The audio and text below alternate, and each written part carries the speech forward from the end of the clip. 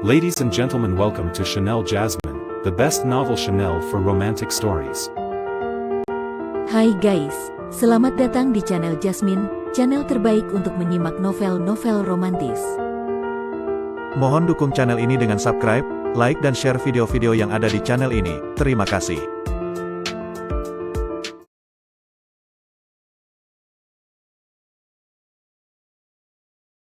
Kaisar Agung Seni Bela Diri bab 853. Musik Xiao ini benar-benar bodoh. Hanya seorang dewa agung tingkat 4, tapi begitu sombong, berpikir dia bisa menangani kita bertiga sendirian. Setelah Luo Xiu berhasil menangkap musik Xiao, Ling Hu Sixuan langsung merasa lega. Dia tahu betul betapa pentingnya musik Xiao bagi keluargamu. Dengan sandera seperti ini di tangan mereka, keluargamu pasti tidak akan berani bertindak gegabah. Siapa yang berani mengikuti kami, aku akan membunuh musik Xiao. Luo Xiu melirik para anggota keluargamu yang mengelilingi mereka dengan tatapan dingin. Setelah berkata demikian, dia membawa Ling Hu Sixuan dan Qi Qi pergi ke arah lain. Brengsek, tetua keluargamu yang sedang bertarung dengan makhluk mati tanpa kepala itu tampak murka. Musik Xiao memang terlalu ceroboh. Dia pikir dengan menjadi dewa agung tingkat 4, dia bisa bertindak sesukanya. Mereka sedang berhadapan dengan seseorang yang bisa mengelabui 4 kaisar dewa sekaligus dan bahkan menghancurkan patriark sekte Tianyun. Bagaimana mungkin orang seperti itu mudah untuk ditangani? Namun, musik Xiao terlalu berharga bagi keluargamu. Jika sesuatu terjadi padanya, maka generasi penerus keluargamu bisa saja runtuh. Banyak sekte dan keluarga besar telah lenyap dalam sejarah, dan salah satu alasan utamanya adalah kegagalan melahirkan penerus yang cukup kuat. Jika tidak ada generasi penerus, bahkan kekuatan besar pun akan menuju kehancuran. Musik Xiao tidak boleh dibunuh. Dengan dia di tangan kita, keluargamu tidak akan berani sembarangan menyerang. Ling Hu Sixuan berkata pada Luo Xiu. Luo Xiu mengangguk. Dia juga paham bahwa jika mereka membunuh musik Xiao, maka keluargamu tidak akan ragu untuk mengerahkan segalanya demi balas dendam. Jika dua kaisar dewa mengincar mereka tanpa batasan apapun, itu akan menjadi bencana besar bagi mereka. Namun, selama mereka memiliki sandera, keluargamu tidak bisa bertindak sembarangan. Kalau saja musik Xiao tadi membawa lebih banyak orang untuk mengepung kita, kita pasti hanya bisa melarikan diri. Bahkan menangkapnya pun akan sulit. Saat Luo Xiu mengatakan ini, langkahnya tiba-tiba terhenti.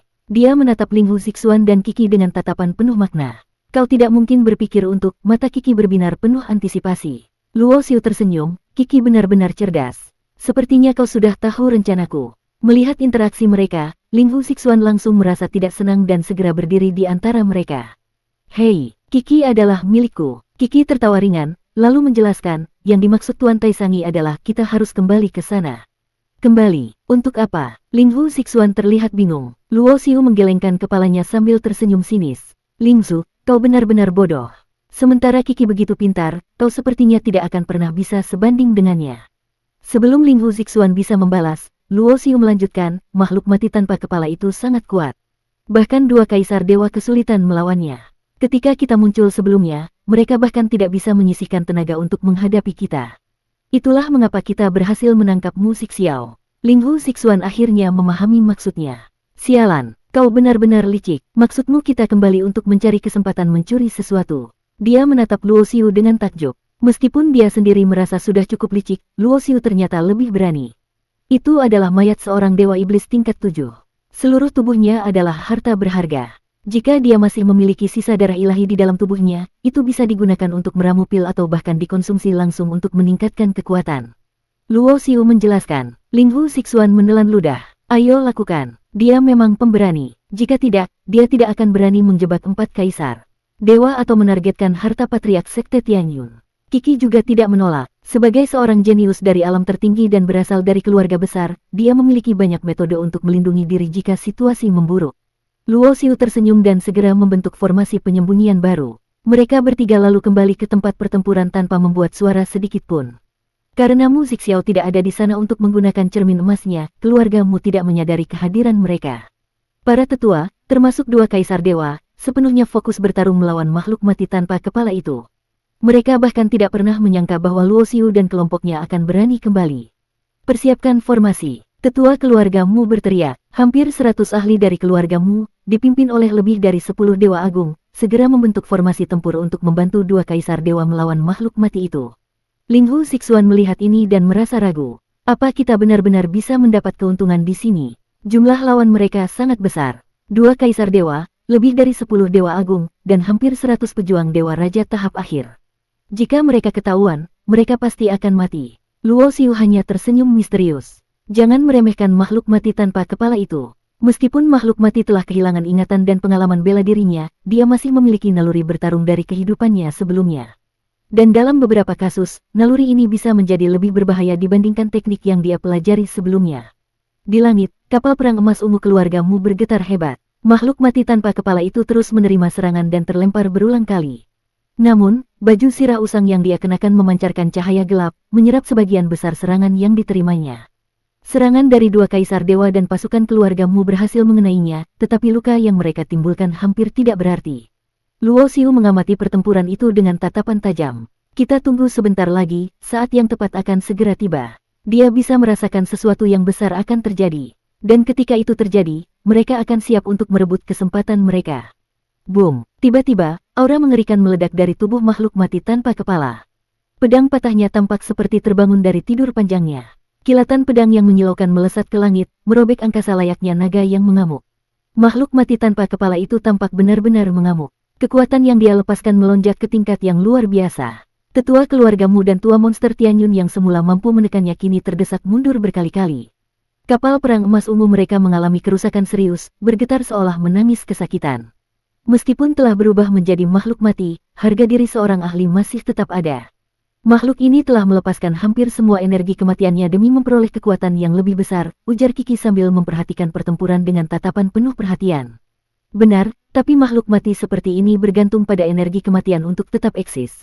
Begitu terlalu banyak energi kematian yang dilepaskan, dia akan kembali menjadi mayat biasa. Kecuali dia bisa menyerap lebih banyak energi kematian di masa depan, dia tidak akan bisa bangkit lagi, Luo Xiu menjelaskan dengan santai. Dia menguasai hukum kehidupan dan kematian, jadi dia memahami fenomena ini dengan baik.